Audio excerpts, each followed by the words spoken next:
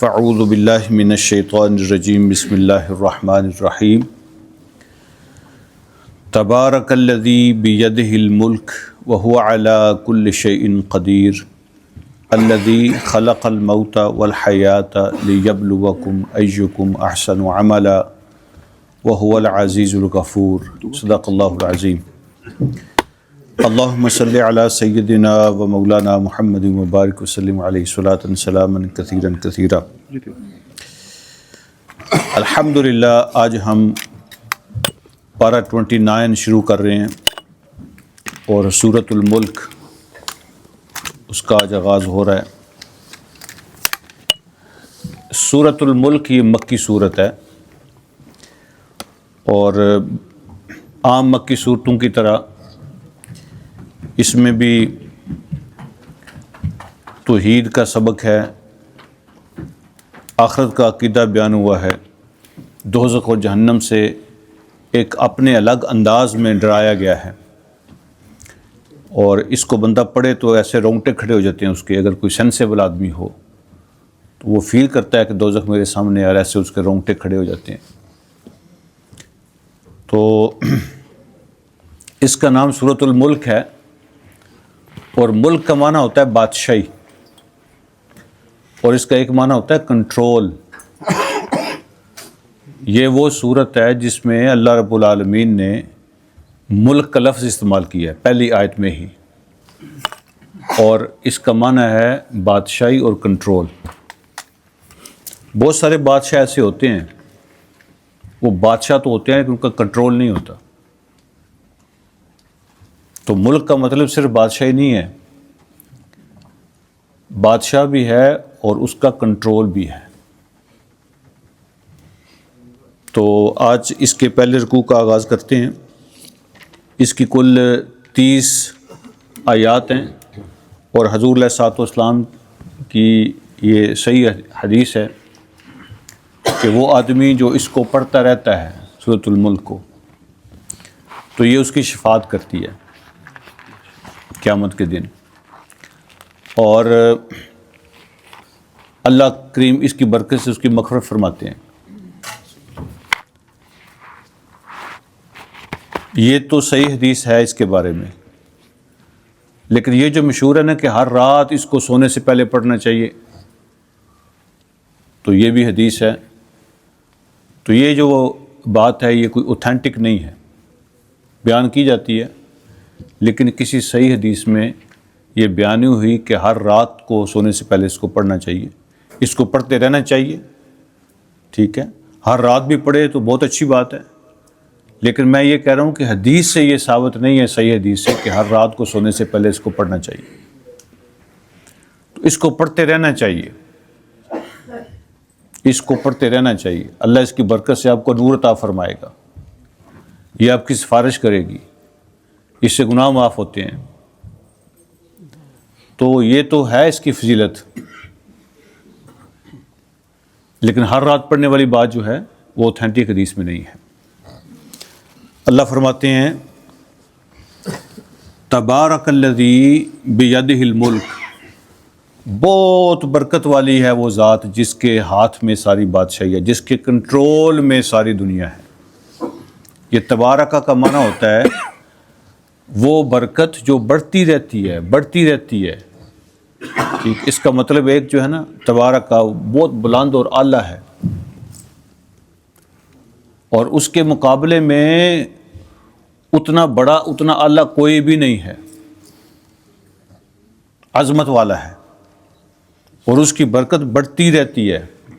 یہ لفظ جو تبارکہ ہے نا، یہ لفظ صرف اللہ کے لیے استعمال ہوتا ہے، اس لیے کہ یہ اسی کی شان ہے کہ جس کی برکت ہمیشہ بڑھتی رہتی ہے اور جو سب سے اعلیٰ اور سب سے اونچا ہے۔ تبارک الذی بیدہ الملک، بہت اعلیٰ اور بہت برکت والا ہے وہ جس کے ہاتھ میں بادشاہی ہے، کنٹرول ہے۔ اب یہ الفاظ بتا رہے ہیں کہ اللہ کا ہاتھ بھی ہے، بیدہ ہی، اس کے ہاتھ میں ہے الملک، کنٹرول۔ تو کیا اللہ کے ہاتھ بھی ہیں؟ اس طرح کی جو آیات ہیں جس میں اللہ کے چہرے کا بیان ہوتا ہے، اللہ کے ہاتھ کا بیان ہوتا ہے، یہ متشابہات ہیں، یعنی یہ وہ الفاظ ہیں جن کے ایگزیکٹ میننگ اور اس کو ہم ڈسکرائب نہیں کر سکتے۔ ہم یہ مانتے ہیں کہ یہ الفاظ اللہ نے استعمال کیے ہیں۔ اب اللہ کے ہاتھ کیسے ہیں، وہ کس طرح کے ہیں؟ تو حدیث میں یہ بھی آتا ہے کہ اللہ کے ہاتھ ہیں اور وہ دونوں ہاتھ ہی دایاں ہیں، یعنی اللہ کا کوئی ہاتھ بایاں ہے ہی نہیں۔ اس کا کیا مطلب ہے؟ نعوذ باللہ کو دونوں ہاتھ ایک سائڈ پہ لگے ہوئے ہیں، کیا مطلب ہے؟ مطلب یہ ہے کہ عام طور پہ جو لیفٹ ہینڈ ہوتا ہے وہ نیگیٹیوٹی کی علامت ہوتا ہے۔ ہم کیا کہتے ہیں کہ سارے جو نیگیٹو کام ہوتے ہیں، گندے کام ہوتے ہیں، وہ لیفٹ ہینڈ سے کرنے ہیں، اور جو پازیٹیو کام ہوتے ہیں، اچھے کام ہوتے ہیں، وہ رائٹ ہینڈ سے کرنے ہیں۔ تو لیفٹ ہینڈ جو ہوتا ہے عام طور پہ نیگیٹیوٹی کی علامت ہے۔ تو اگر ہم اللہ کے لیے بھی کہیں کہ اس کا ایک رائٹ ہے، اس کا ایک لیفٹ ہے، تو گویا کہ اس کی ذات میں بھی کوئی نعوذ باللہ نیگیٹیوٹی پائی جاتی ہے، تو وہ تو ان چیزوں سے پاک ہے۔ اس لیے اس کی کسی ہاتھ میں بھی نیگیٹیوٹی نہیں ہے، اس کے دونوں ہاتھ ہی ایسے سمجھو جیسے رائٹ ہینڈ ہوتے ہیں، وہ خیر ہی خیر ہے، اس میں کوئی نیگیٹیوٹی ہے ہی نہیں۔ تو اللہ کے ہاتھ کیسے ہیں ہمیں نہیں پتہ۔ ہم یہ مانتے ہیں کہ اللہ کے بارے میں جو الفاظ بھی قرآن میں استعمال ہوئے ہم اس پہ ایمان رکھتے ہیں۔ اب اس کو قریدنا، اس کی کھوج کرنا، اس کی ریسرچ میں پڑھ جانا، اس کے بارے میں کوشش کرنا کہ یہ کیسا ہے، کیوں ہے، کہاں ہے، اس کی اجازت نہیں ہے، اس لیے کہ it's beyond our imagination. It's beyond our knowledge and imagination. تو اس میں جانے کی ضرورت نہیں ہے۔ تو ہاتھ کا مطلب یہاں اللہ کا کنٹرول ہے، وہ بادشاہ ہے، اور وہ ایسا بادشاہ نہیں ہے جو دے نہیں سکتا، وہ دینے والا بادشاہ ہے، دیتا رہتا ہے، دے رہا ہے، دیتا رہے گا، اور اس کا کنٹرول بھی ہے۔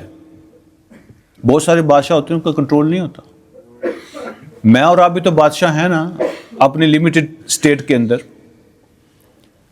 ٹھیک ہے؟ ہم اپنے دل کے مالک ہیں، تو کیا دل ہمارا کنٹرول میں ہے؟ ہم اپنے دماغ کے مالک ہیں، تو کیا ہمارا دماغ ہمارے کنٹرول میں ہے؟ ہم اپنی باڈی کے مالک ہیں لمیٹڈ سینس کے اندر، اللہ نے یہ ہمارے اختیار میں دی ہوئی ہے، اپنی مرضی سے استعمال کرتے ہیں اس کو، تو کیا ہم اپنی باڈی کے مالک ہیں؟ اس پہ آنے والی بیماریاں، اس پہ آنے والی پریشانیاں ہم ان کو روک سکتے ہیں؟ ہم اپنی دولت کے مالک ہیں، کیا دولت ہمارے کنٹرول میں ہے؟ پتہ نہیں چلتا کہاں سے آتی ہے، کہاں چلی جاتی ہے۔ تو بہت سارے بادشاہ ایسے ہیں جو مالک تو ہیں، کنٹرول نہیں ہے ان کا،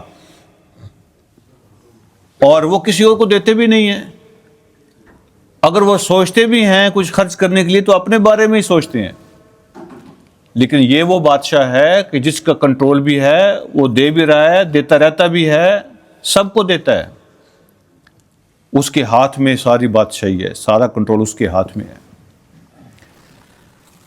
پھر اللہ رب العالمین فرماتے ہیں وَهُوَ عَلَىٰ كُلِّ شَيْءٍ قدیر، ہر چیز کی طاقت ہے اس کے پاس، اس کے پاس ہر چیز کی طاقت ہے۔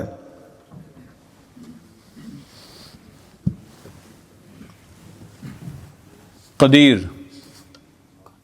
جب چاہے، جیسے چاہے، جو چاہے وہ کر سکتا ہے، ہر چیز اس کے کنٹرول میں ہے۔ تو میں نے عرض کیا کہ صرف بادشاہ نہیں ہے، کنٹرولر بھی ہے۔ اب اگلی بات جو فرمائی نا بڑی سمجھنے والی ہے، الذی خلق الموت والحیات، وہ ہے جس نے پیدا کیا موت کو اور زندگی کو، جس نے پیدا کیا موت کو اور زندگی کو۔ اس کا ایک مطلب تو سادہ سا یہ ہے کہ زندگی بھی اس کی ہے، موت بھی اس کی ہے، وہ زندگی کا بھی مالک ہے، موت کا بھی مالک ہے۔ لیکن ترتیب یہاں الٹ نہیں ہے ہمیں لگتی، یہ جو آرڈر یہاں بیان ہوا ہے، ترتیب جو بیان ہوئی ہے، خلق الموت والحیات، اس نے پیدا کیا موت کو اور زندگی کو۔ زندگی پہلے ہوتی ہے کہ موت پہلے ہوتی ہے؟ پہلے زندگی ہوتی ہے، بندہ زندہ ہوتا ہے پھر مرتا ہے نا، تو یہ ترتیب الٹ نہیں ہو گئی. یہاں ترتیب تو یہ ہونی چاہیے تھی ہمارے حساب سے کہ یہ ہوتا کہ اس نے زندگی کو پیدا کیا اور اس نے موت کو پیدا کیا، لیکن یہاں موت کا ذکر پہلے ہے، زندگی کا بعد میں ہے. اور قرآن کی کوئی ترتیب بھی فضول نہیں ہوتی. اللہ جب الفاظ استعمال فرماتے ہیں تو اگر لفظ ادھر سے ادھر ہو جائے، ادھر کا ادھر ہو جائے، تو اس کے پیچھے بھی حکمت ہوتی ہے، کوئی بات سمجھا رہے ہوتے ہیں. تو اگر یہاں اللہ نے موت کو پہلے ذکر کیا ہے، زندگی کو بعد میں ذکر کیا ہے، اللہ کی زندگی پہلے آتی ہے، اس میں کیا حکمت ہے؟ اللہ کیا سمجھا رہے ہیں؟ تو اللہ یہ فرما رہے ہیں کہ اس کو کہتے ہیں تدبر. اس کا مطلب یہ ہوتا ہے تدبر کا کہ غور و فکر کر کے سوچنے کی کوشش کرو. اس کا مطلب کیا ہو سکتا ہے؟ ضروری نہیں ہے کہ جو آپ سوچ رہے ہیں ایسا ہی ہو. تدبر غلط ہو سکتا ہے، کیونکہ یہ اللہ رب العالمین نے کلیئر نہیں کیا اس بات کو. یہ انسان اپنے علم سے جب سوچتا ہے اس کو تدبر کہتے ہیں، اور تدبر غلط بھی ہو سکتا ہے. یہ اللہ کا فرمان نہیں ہے، لوگوں کا علم ہے جس سے وہ اس کے بارے میں غور کرتے ہیں. تو مفسرین فرماتے ہیں کہ اس کے اندر بھی میسج یہ ہے کہ جس نے موت پیدا کی، زندگی پیدا کی. موت کا ذکر پہلے کیا اس لیے کہ جو یہ چاہتا ہو نا کہ اس کی زندگی اچھی گزرے اور اس کی لائف کامیاب ہو، تو اس کو پہلے موت یاد رکھنی پڑے گی. موت فرسٹ سٹیپ پہ یاد ہوگی تو لائف اس کی اچھی رہے گی. اگر جس کو موت یاد نہیں ہے تو اس کی زندگی بھی صحیح نہیں ہوتی. اس لیے موت کو پہلے ذکر کیا، اس کی اہمیت ہے. یہ جو کانسیپٹ ہے نا ڈیتھ کا، یہ کانسیپٹ جب تک تمہیں یاد نہیں ہوگا، زندگی کے ہر سٹیپ میں غلطیاں کرو گے، زندگی کے ہر قدم پہ غلطیاں کرو گے. اللہ نے موت کو پہلے ذکر کیا، موت کو یاد رکھو گے تو زندگی کامیاب گزرے. موت کا ذکر پہلے آ گیا. اگلی بات اللہ فرماتے ہیں لِيَبْلُوَكُمْ. اس نے موت اور زندگی کو کوئی تماشے کے طور پہ پیدا نہیں کیا. کوئی مر رہا ہے، کوئی جی رہا ہے، کوئی مر رہا ہے، کوئی جی رہا ہے. یہ کوئی تماشا ہے؟ یہ کھیل اس نے کیوں بنایا ہوا ہے کہ کوئی مرتا ہے کوئی جیتا ہے؟ یہ زندگی موت کا چکر کیوں ہے؟ اللہ فرماتے ہیں لِيَبْلُوَكُمْ. یہ اس لیے ہے کہ وہ تمہارا امتحان لے رہا ہے. یہ زندگی اور موت جو ہے نا، یہ تمہارے ٹیسٹ کے لیے ہے. موت سے بندہ ختم نہیں ہوتا، موت سے بندہ ختم نہیں ہوتا. ہم سمجھتے ہیں مر گیا تو ختم ہو گیا. موت جو ہے نا، یہ موو ہونے کا نام ہے، شفٹ ہونے کا نام ہے. ایک جہان سے دوسرے جہان میں شفٹ ہونے کا نام موت ہے، ختم ہونے کا نام موت نہیں ہے. یہی علامہ اقبال فرماتے ہیں، موت کو سمجھے ہیں غافل اختتام زندگی، ہے یہ شام زندگی صبح دوام زندگی. جیسے سورج غروب ہوتا ہے تو ہم سمجھتے ہیں ختم ہو گیا. وہ ختم نہیں ہوتا، وہ ادھر سے غروب ہوتا ہے ادھر سے نکل جاتا ہے. کبھی سورج غروب نہیں ہوتا. وہ ایک جگہ سے چھپتا ہے نا، دوسری جگہ سے نکل رہا ہوتا ہے. وہ کبھی غروب نہیں ہوتا. ہمارے سامنے سے ہٹ جاتا ہے، ادھر سے نکل جاتا ہے. تو وہ کہتے ہیں موت بھی ایسے ہی ہے، ہم ایک جہان سے شفٹ ہو کے دوسرے جہان میں نکل جاتے ہیں. تو یہ شفٹ ہونے کا نام ہے، موت ختم ہونے کا نام نہیں ہے. تو اللہ فرماتے ہیں لِيَبْلُوَكُمْ. اس نے موت زندگی اس لیے بنائی ہے کہ تمہارا ٹیسٹ لے رہا ہے. یہ زندگی امتحان ہے، موت و زندگی کا نظام امتحان ہے. اچھا، اگر اللہ یہ بتا رہے ہیں لِيَبْلُوَكُمْ کہ یہ زندگی تمہارا امتحان ہے، تو مجھے آپ یہ بتائیے کہ دنیا میں آپ نے کوئی ایسا امتحان دیکھا ہے جس کا رزلٹ نہیں ہوتا؟ امتحان تو ہو رہا ہے لیکن کوئی رزلٹ نہیں ہے اس کا. ایسا کوئی امتحان ہوتا ہے جس کا نتیجہ نہیں ہوتا، کوئی رزلٹ نہ ہو؟ جس امتحان کا رزلٹ نہیں ہوتا وہ امتحان میننگ لیس ہوتا ہے، فضول ہے، وقت ضائع کرنے والی بات ہے. امتحان کا مطلب ہی کیا ہوتا ہے اگر رزلٹ نہیں ہونا؟ اس کا مطلب یہ ہے کہ اگر زندگی امتحان ہے تو اس کا نتیجہ آئے گا، اس کا رزلٹ آنا ہے. اچھا جی یہ بات بھی سمجھ آ گئی کہ نتیجہ آنا ہے. اچھا یہ بتائیں کہ جو نتیجہ آئے کسی بھی رزلٹ کا، امتحان کا، ٹیسٹ کا، ایگزام کا، تو نتیجہ آنے کے بعد جس نے پاس کیا، جس نے اچھے نمبر اور مارکس لیے، اگر اس کو اپریشیٹ نہ کیا جائے، اور جو فیل ہوا اس کو کوئی جرمانہ، کوئی سزا، کوئی سرزنش نہ ہو، تو پاس فیل کا مطلب کیا؟ پھر کیا مطلب؟ دونوں برابر نہیں ہو گئے؟ جو پاس ہوا اس کو بھی کچھ نہیں ملا، جو فیل ہوا اس کو بھی کچھ نہیں کہا گیا، تو دونوں سیم ہو گئے؟ ایسا ہو سکتا ہے؟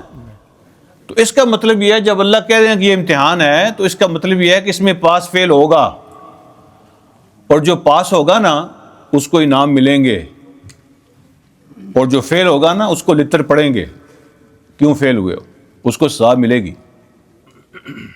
یہی تو امتحان کا مطلب ہوتا ہے نا. اچھا ایک اور بات یہ بتائیے کہ جب میں اور آپ امتحان میں بیٹھتے ہیں، کوئی نہ کوئی تو ٹیسٹ آپ نے دیا ہوگا. جب ہم ٹیسٹ میں، امتحان میں بیٹھتے ہیں، تو پاس فیل ہونے کا فیصلہ کون کرتا ہے؟ امتحان دینے والا. جو ایگزام میں بیٹھا ہے کیا وہ فیصلہ کرتا ہے کہ میں پاس ہوں یا فیل ہوں؟ یہ اس کا کام ہے. وہ تھوڑا سا گیس کر سکتا ہے کہ سوال اچھے تھے، مجھے یاد تھے، میرا پیپر اچھا ہوا ہے، گیس کر سکتا ہے، لیکن پاس فیل کا فیصلہ وہ نہیں کرتا. فیصلہ کون کرتا ہے؟ فیصلہ ایگزامینر کرتا ہے. جو ٹیسٹ لیتا ہے نا وہ فیصلہ کرتا ہے. یہ اس کی اتھارٹی ہوتی ہے کہ وہ بتائے کون پاس ہوا کون فیل ہوا. امتحان دینے والا تو نہیں فیصلہ کرتا. تو آج ہم سب امتحان میں بیٹھے ہوئے ہیں اس زندگی میں. We are going through the test. ہم ایگزامینیشن ہال میں ہیں، ہمارا ٹیسٹ چل رہا ہے. تو ہم نے کیسے فیصلہ کیا ہوا ہے کہ میں پاس ہوں؟ گلے میں ٹیگ لگائے ہوئے ہیں کہ مجھ سے بڑا تو کامیاب ہے ہی کوئی نہیں، باقی دنیا ساری فیل ہے اور ناکام ہے. یہ ہم نے پہلے ہی فیصلہ کر لیا ہے، ابھی امتحان ختم ہی نہیں ہوا. اور یہ فیصلہ تو جو امتحان لے رہا ہے اس نے کرنا ہے، ہم نہیں کر سکتے. تو لہٰذا ڈرتے رہیے اس سے جس نے فیصلہ کرنا ہے. یہ اس کے ہاتھ میں ہے کون پاس ہوا اور کون فیل ہوا. آپ خود فیصلہ نہیں کر سکتے کہ باقی سب ناکام ہے اور میں سب سے کامیاب آدمی ہوں. اچھا جی یہ ٹیسٹ ہے. اگلی بات اللہ فرماتے ہیں، ٹیسٹ کس بات کا؟ اللہ کہتے ہیں زندگی ٹیسٹ لے رہا ہوں، تم یہ تمہارا ٹیسٹ ہے. اچھا ٹیسٹ کس بات کا ہے؟ پیسے کتنے زیادہ کون کماتا ہے؟ برادری کس کی بڑی ہوتی ہے؟ ڈگری کس کی ہائی ہوتی ہے؟ تو کس بات کا ٹیسٹ ہو رہا ہے؟ اللہ فرماتے ہیں ایکم احسن عملا. ٹیسٹ اس بات کا لے رہا ہوں کہ تم میں سے احسن عمل کون کرتا ہے، تم میں سے اچھے کام کون کرتا ہے. اب یہاں پہ جو ایک پوائنٹ ہے نا، وہ آپ الفاظ پہ غور فرمائیں. ایکم احسن عملا، اکثر و عملہ نہیں فرمایا. تم میں سے زیادہ کام کون کرتا ہے عمل، یہ نہیں فرمایا. فرمایا ایکم احسن عملا. ٹیسٹ اس بات کا لے رہا ہوں تم میں سے اچھے عمل کون کرتا ہے. اللہ کو کثرت نہیں چاہیے، وہ کثرت جس کا کوئی نہ سر نہ پیر، نہ سمجھ نہ بوجھ. ایسے عمل نہیں چاہیے. عمل وہ کرو جو بھی کرو احسن. یہ کس سے نکلا ہے؟ حسن سے. حسن سے. حسن کا کیا معنی ہوتا ہے؟ بیوٹی، خوبصورتی. جو کام بھی کرو نا، so try to do your best. Try to do your best. حسین طریقے سے، خوبصورتی کے ساتھ کام کرو. اس میں اخلاص ہو، اس میں جذبہ ہو، اس میں صاف نیت ہو. خوبصورت کام کرو. اللہ کو خوبصورت کام چاہیے، اور بڑی پنڈ نہیں چاہیے اللہ کو. جب وضو کرو تو بیسٹ فارم میں کرنے کی کوشش کرو. جب نماز پڑھو تو بیسٹ طریقے سے پڑھنے کی کوشش کرو. ٹھیک ہے؟ جب صدقہ خیرات کرو تو بیسٹ فارم میں کرو. جب کوئی ڈیلنگ کرو تو بیسٹ فارم میں کرو. ٹھیک ہے؟ جب لین دین کرو تو بیسٹ فارم میں کرو. اور جب کسی سے دوستی کرو تو وہ بھی بیسٹ فارم میں ہونی چاہیے. اور جب کسی سے تمہاری نفرت ہو نا تو اس کے پیچھے بھی کوئی بیسٹ ریزن ہونی چاہیے. اللہ کے لیے نفرت کرو، اللہ کے لیے محبت کرو. ہر کام بہترین انداز میں کرنے کی کوشش کرو. اللہ یہ چیک کر رہا ہے. اور برے کام نہ کرو جیسے بچے نہیں کرتے، جس کو لکھنا پڑھنا نہیں نہ آتا، 2-3 سال کے بچے جو ہیں. ہمارا بھی ایک بچہ وہ آتا ہے نا، اس کو دے دو پین پہ، اس کو بڑا شوق ہے تو وہ ایسے لائنیں ڈالے گا نا، کیا ڈالے گا، اس کی کسی کو سمجھ آتی ہے اس نے کیا لکھا؟ وہ تو اس کی گیم ہے، اس کا کھیل ہے، وہ انجوائے کرتا ہے. کسی کو سمجھ نہیں آتی کہ اس نے لکھا کیا. ایسے زندگی مت گزارو کسی کو پتہ ہی نہیں چلے تم کیا لکھ رہے ہو اور کیا کر رہے ہو. ایکم احسن عملا، وہ چیک کر رہے ہیں کہ تم میں سے اچھے کام کون کرتا ہے. تمہارے کام اچھے ہونے چاہیے، اچھے. 10 کی جگہ پہ بے شک 1 کرو، لیکن وہ 1 بیسٹ فارم ہی ہونا چاہیے. اگر 10 غلط کرو گے تو کیا فائدہ ہوگا؟ اس کا مطلب یہ نہیں ہے کہ کم سے کم کرو، اس کا مطلب یہ نہیں ہے. اس کا مطلب یہ ہے کہ جو بھی کرو بیسٹ سے بیسٹ کرو، اچھے سے اچھا کرو. سیکھو اچھا کس کو کہتے ہیں. اللہ امتحان اس بات کا لے رہا ہے ایکم احسن عملا، تم میں سے اچھے کام کون کرتا ہے. یہ ہے زندگی کا مقصد. اگلی بات، وہو العزیز الغفور، وہ ہے تو سپریم عزیز ہے، سب سے زیادہ طاقتور ہے، کوئی اس کو روک نہیں سکتا، کوئی پکڑ نہیں سکتا. لیکن الغفور، وہ طاقتور ہے، اس کے باوجود وہ بخشتا بھی ہے، رحم کرتا ہے، موقع دیتا ہے، بار بار دیتا رہتا ہے، ترس کرتا ہے.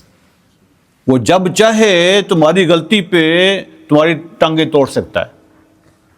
جیسے ہی غلطی کرو تمہارا دل پھاڑ دے، جیسے غلطی کرو تمہاری آنکھیں کھینچ لے، جیسے غلطی کرو تمہارا دماغ خراب کر دے. وہ کر سکتا ہے، الٹا لٹکا سکتا ہے.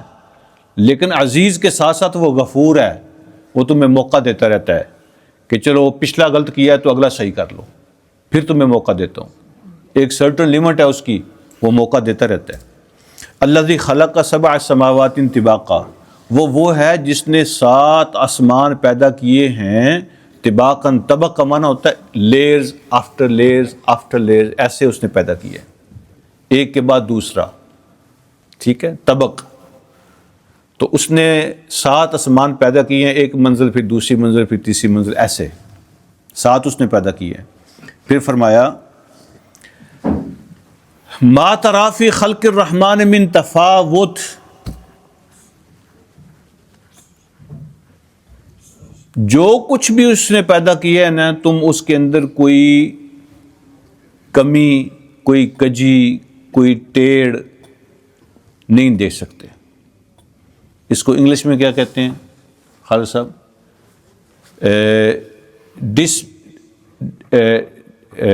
ڈسپروپورشنس نہیں ہے کہیں، ڈسپروپورشن. آسمان سے بنایا نا جی، ادھر گیپ رہ گیا ہے درمیان میں جناب، ایسے لائن سی آ رہی ہے. ٹھیک ہے، ایسے ادھر سے ایسے ہو گیا، ادھر سے ایسے ہو گیا ہے. تو اس سے اچھا بن سکتا تھا، کوئی نہیں بتا سکتا کہ اس سے بھی اچھا بن سکتا تھا. کوئی اس کے اندر کوئی خامی، کوئی فالٹ، کوئی ڈسپروپورشن نہیں تلاش کر سکتا. تفاوت کوئی نہیں ڈھونڈ سکتا. اس نے ایسے پیدا کیا ہے. ما تری فی خلق الرحمن، صرف آسمان نہیں، اللہ نے جو کچھ بھی بنایا ہے، کوئی نہیں کہہ سکتا کہ جہاں اس نے آنکھیں لگائی ہیں اگر یہاں ناک ہوتا تو زیادہ اچھا لگتا.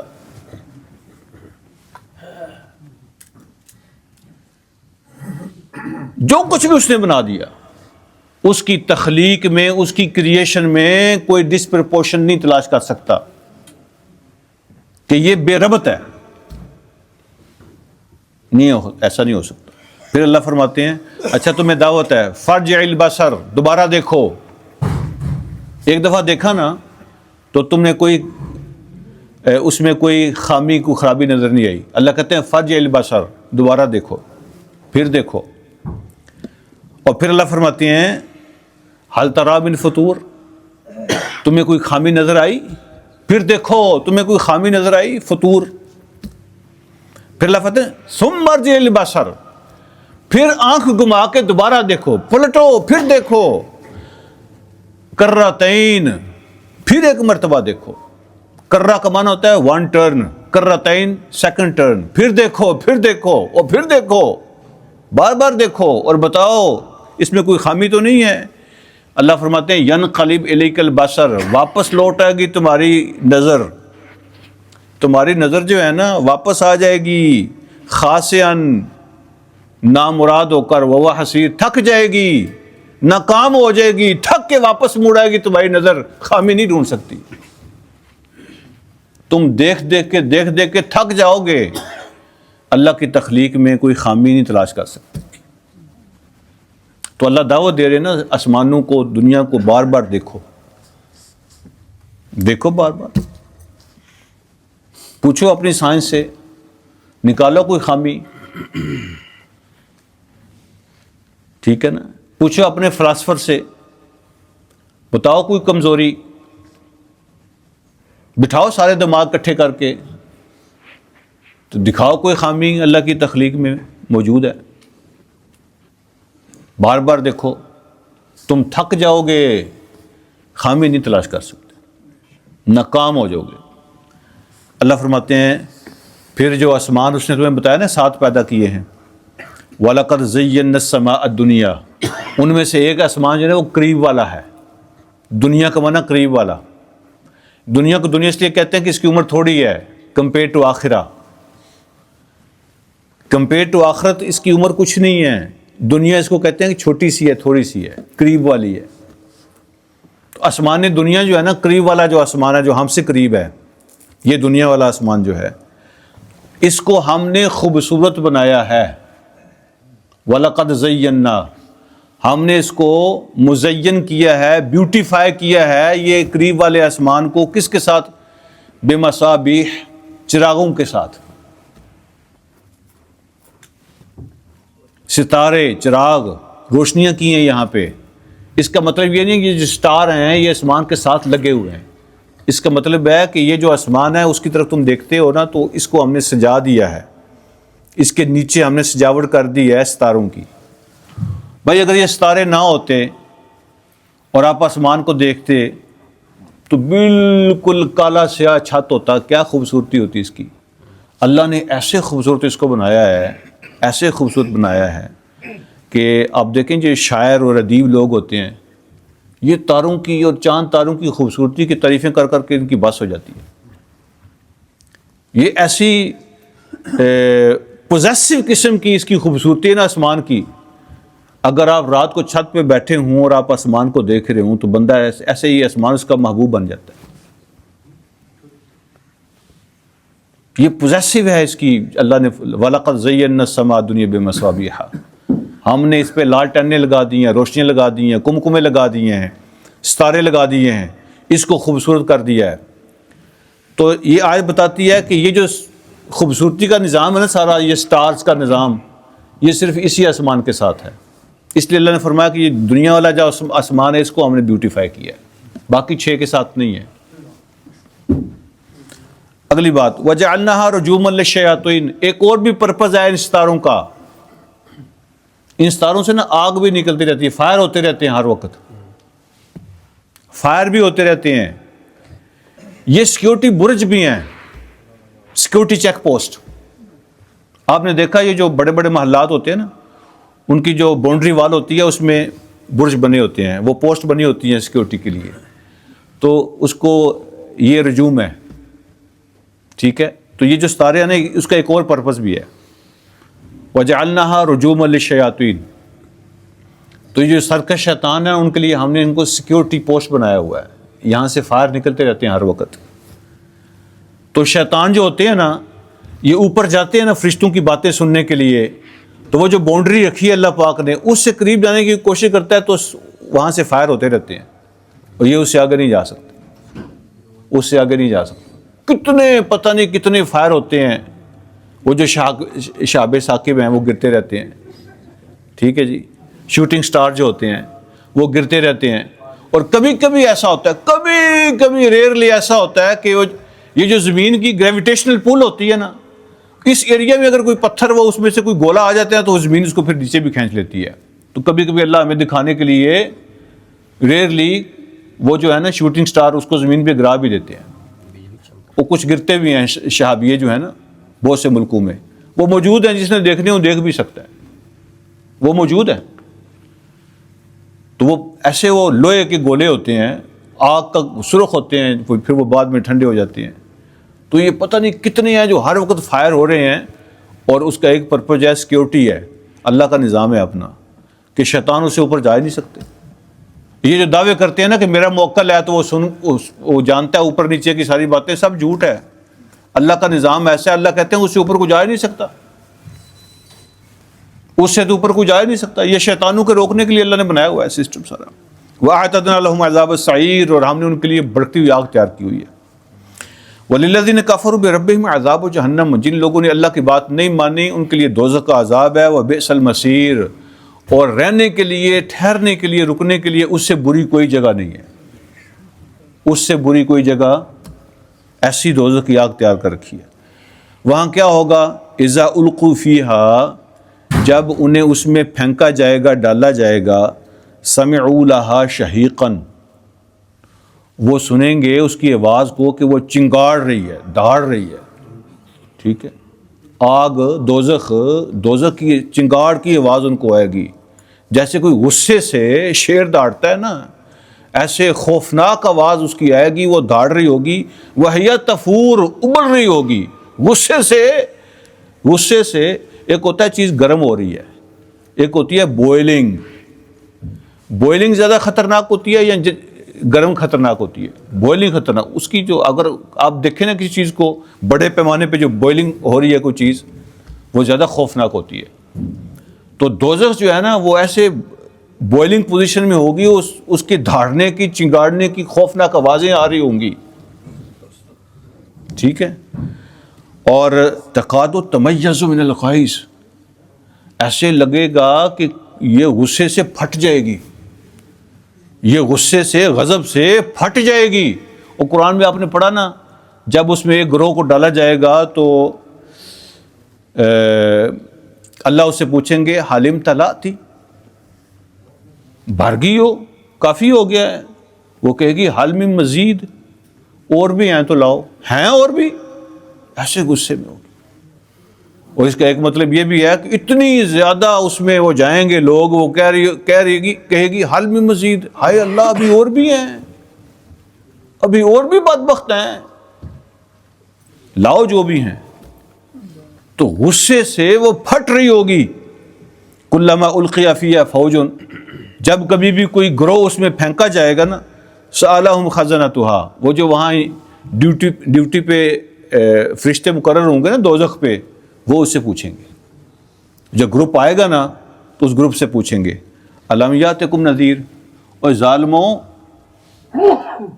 تمہارے پاس کوئی ڈرانے والا نہیں آیا تھا؟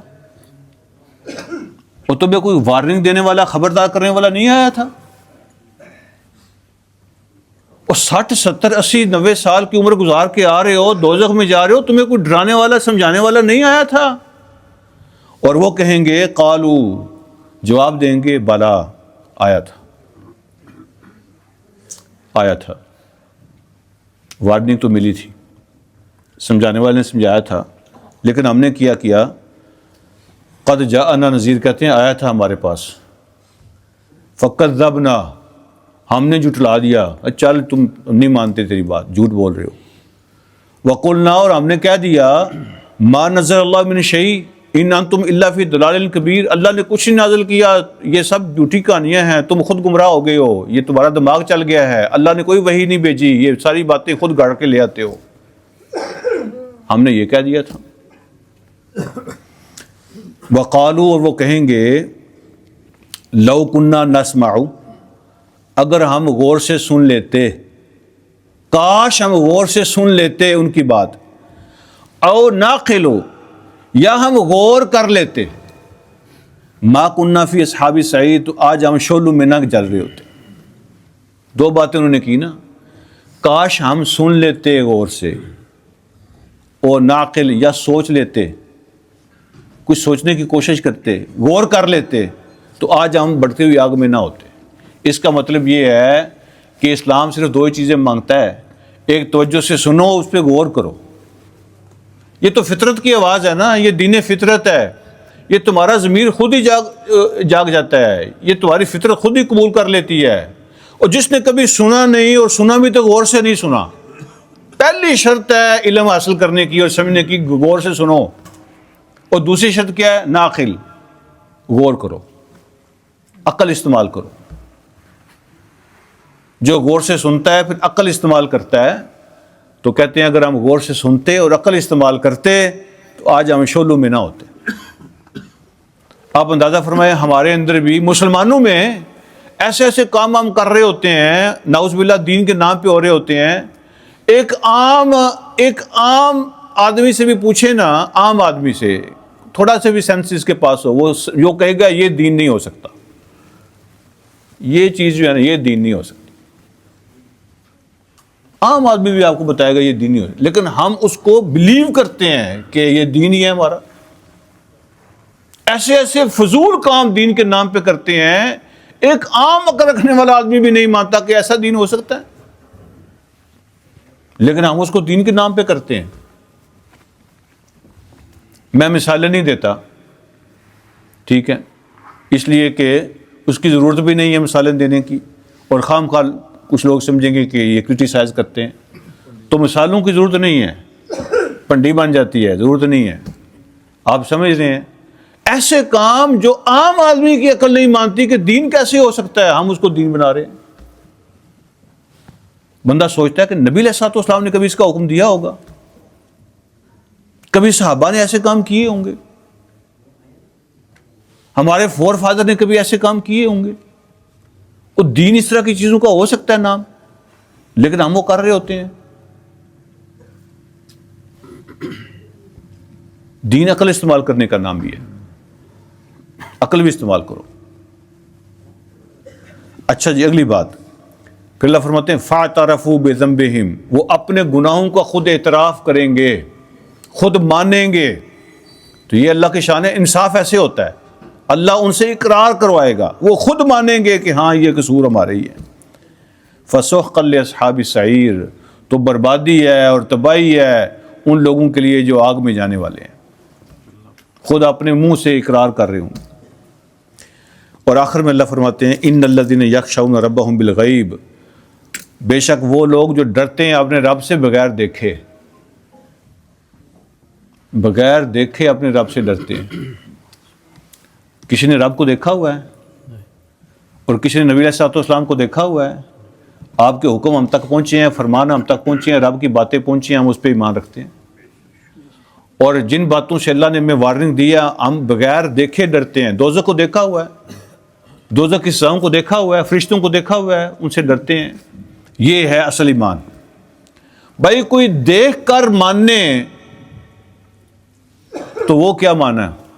اگر اللہ دوزخ دکھا دیتے، ہر کونسل کی اپنی دوزخ ہوتی اور وہاں جا کے لوگ دیکھتے، ہر ملک کی اپنی دوزخ ہوتی اور جا کے لوگ دیکھ لیتے پھر مانتے، تو کیا فائدہ ہوا؟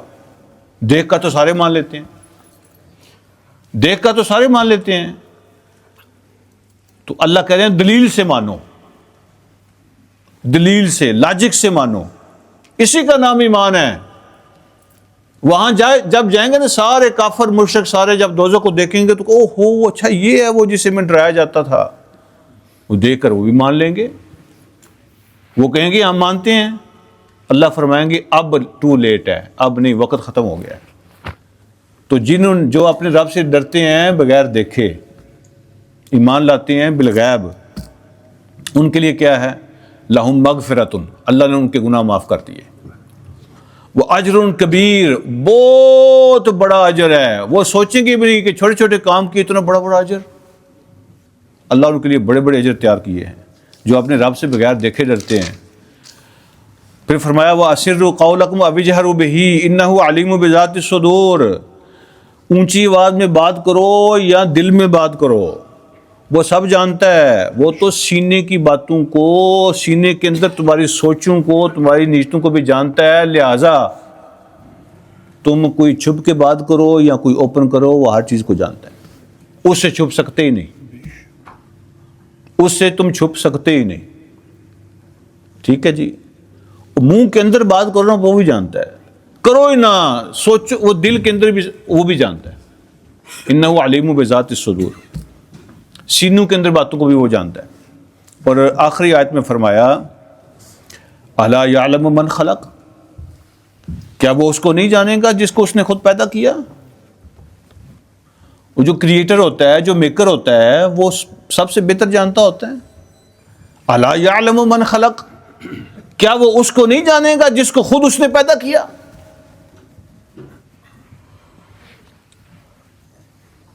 وَهُوَ اللطیف الخبیر، وہ لطیف ہے اور خبیر ہے. لطیف کا معنی پتہ کیا ہوتا ہے؟ لطیف کا معنی ہوتا ہے بڑی باریک باریک باتوں کو بھی جانتا ہے اور سمجھتا ہے. تو اس کی جو وہ باریک باتیں کیسے جانتا ہے، اس کو سمجھانے کے لیے ایک روایت ایسی بھی ہے کہ کالی رات ہو، کالے رنگ کی چیونٹی ہو، کالے پتھر پہ چلتی ہو، تو اس کے چلنے سے جو اس کے قدموں کی جو آواز ہے نا، وہ اس کو بھی سنتا ہے اور دیکھتا ہے. کیڑی کے چلنے کی آواز.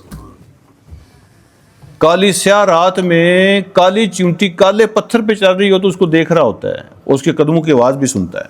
اتنا لطیف ہے وہ. اور خبیر ہے کہ ہر چیز کی خبر رکھتا ہے، ہر چیز کی خبر رکھتا ہے. دنیا میں کون سا پتا کس جگہ پہ یلو ہو رہا ہے، گر رہا ہے، یا نیا پیدا ہو رہا ہے، ہر چیز کا، ہر ریت کے ذرے سے واقف ہے. وَهُوَ اللطیف الخبیر، بڑی باریک باتوں کو جانتا ہے اور ہر چیز کی خبر رکھتا ہے. اللہ مجھے اور آپ کو سمجھنے کی عمل کی توفیق عطا فرمائے. وآخر دعوانا الحمدللہ.